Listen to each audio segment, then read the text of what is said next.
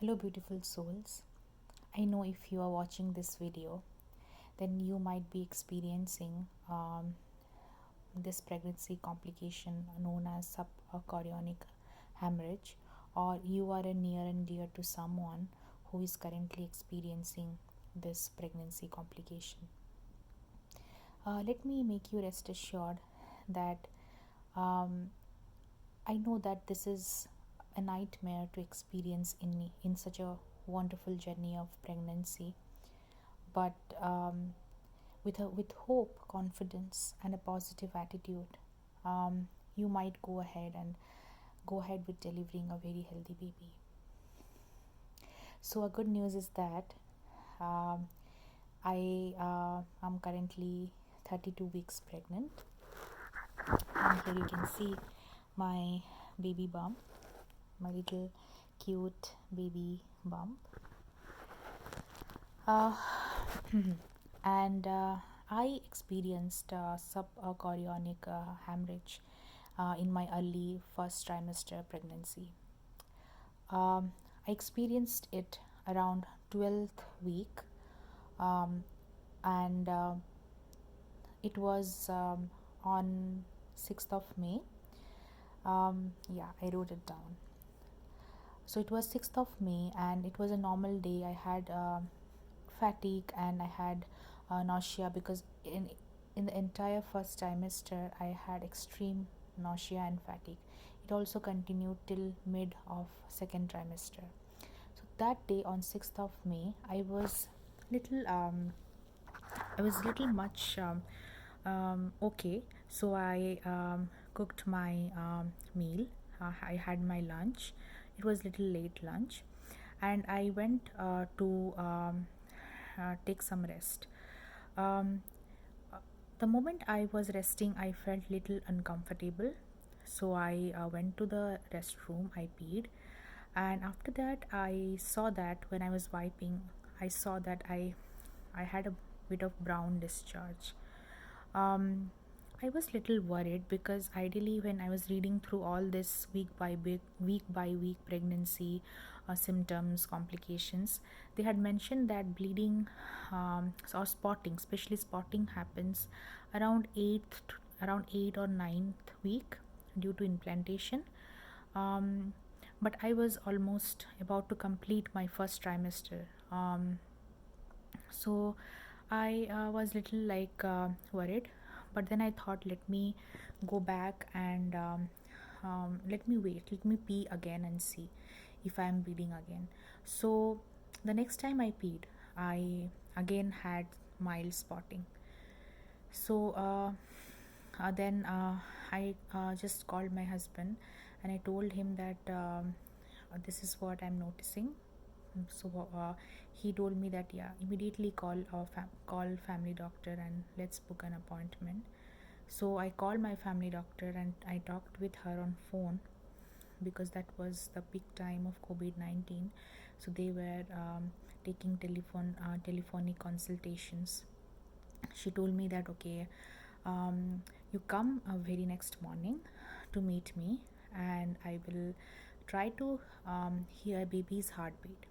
If we can hear it, then everything, you don't have to worry at all. So she told me that just take rest, don't stress out, or don't do any much physical work today, just be on rest. So the same day on 6th of May, we had our dinner. I was just standing and talking with my husband, and suddenly I felt a huge rush of water breaking, like it broke immediately, and my entire panty was wet. It was a lot of water. I knew that, okay. So I think I thought in that moment that this is like a, I think I broke my water. I thought that. So I went upstairs. So I went to my restroom, and I peed again. Um, after So when I peed, I saw that I was bleeding a lot, and it was not just blood. There was clots as well. It was just like a period on your pick second day, the way you bleed, the day you bleed the most. So mentally and emotionally, I was very disturbed looking at that amount of blood.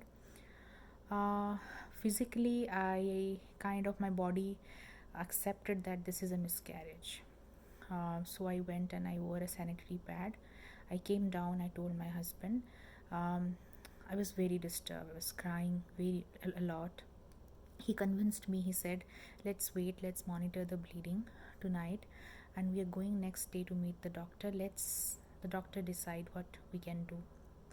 So that day was tough. We both had a very disturbing night. We were just praying that if whatever happens should be like should be good, and whatever God decides for us. The very next morning, we went to meet our family doctor, and the moment I met her, I was trying to convince that okay, this is a miscarriage, because I was so much convinced looking at that amount of blood. But since night, I was not bleeding a lot. My bleeding uh, was reduced, and it was few drops after that. So then I told then she told me that why don't you lay down and I will try to use my device to hear baby's heartbeat. So I laid, and she put the device on my abdomen, and the moment she put it, we started hearing baby's heartbeat. She was super excited, she was so happy. She said baby is absolutely fine. uh, Frankly, I was very confused. I was neither happy nor sad. I was very confused and distressed that okay, baby is fine, but the amount of blood that I saw last night, is it normal to is it normal in pregnancy? And I had so many questions, so many inquiries, so many concerns about this baby too. How will the baby survive if such amount of blood is coming out? It's like it was a mixed reaction for me. She told me that there could be many reasons, but she is definitely not sure of the reason till we do an ultrasound. My ultrasound was planned on the completion of 13th week. That was next week. She told me that I would suggest you completely take bed rest till next week, and baby is fine, heartbeat is there, so you go back and relax. Tell your husband, and you both don't have to worry. She even allowed my husband to come in, um, and uh, let him hear the baby's heartbeat. My husband was also in that same dilemma, to whether to be happy or to be worried. He was worried about me, about my bleeding, and he was happy to hear baby's heartbeat. We came back home, and doctor advised me to take complete bed rest. No cooking, no work, and nothing. Just be on bed. So I followed that till. So I followed that day. But luckily, I had my bleeding on 6th, and we went to doctor on 7th. On 7th afternoon onwards, my bleeding stopped completely. I was not bleeding at all. So I was little relieved that okay, baby is okay, bleeding stopped, so I was fine. Mentally I was not, but I was trying to convince me, because I had a huge support from my husband, from my entire family. So I was sure that everything is going to be fine, and I'm going to have a healthy baby. But in somewhere in my mind, in my consciousness, or subconscious, you can say that I was still having that fear. I wanted to know the answer. Why did I bleed so much? So I called the ultrasound clinic and asked them that whether the appointment that I have on 13th, can they prepone it uh, on Monday or on Friday. So they told me that we can do that, but we need a requisition from your doctor. So I called my doctor and I told her that I know everything is fine, but I'm really worried. She was quite understanding. She knew that in somewhere in my motherly instinct wants to no, and I'm worried, I'm stressed, still I'm stressed. So she said, okay, I am going to request a dotting ultrasound, but this is not the same ultrasound that you are supposed you are supposed to do on the next week when you complete week 13. So you just tell them that you want to do only dotting ultrasound, sorry, dating ultrasound. Yeah, I think it's dating, yeah. Okay. So um, I went for that, and they did that. In that ultrasound, they figure out that my my baby is my baby's heartbeat is there. It looked okay to them. The baby looked fine to them in the ultrasound. Well, the technician, they are not allowed to tell so much, so she just showed me the baby and the heartbeat. That was the first time when I saw my cute little baby. Um, and that moment, that miracle moment when you see for the first time, you instantly get that feeling of motherhood, and you connect with that baby, and you think that whatever happens, however tough, however challenging it is, I'm going to conquer this. I'm going to have this baby in my arms, healthy and happy and smiling. I had the same thought as well. So the reports just came in 24 hours. So the on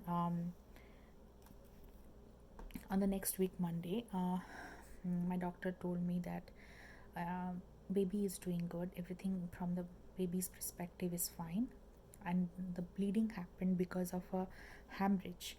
There are few hemorrhage, like they could see two hemorrhage. They were from medium to large size, and subchorionic hemorrhage that is there. Um, and because of that, that bleeding occurred. She told me that uh, this kind of situation, she in this situation, it's always advised to do complete bed rest, and this hemorrhage might heal by itself in few weeks, and then you don't have to worry, and you will continue as a normal, it will be a normal pregnancy.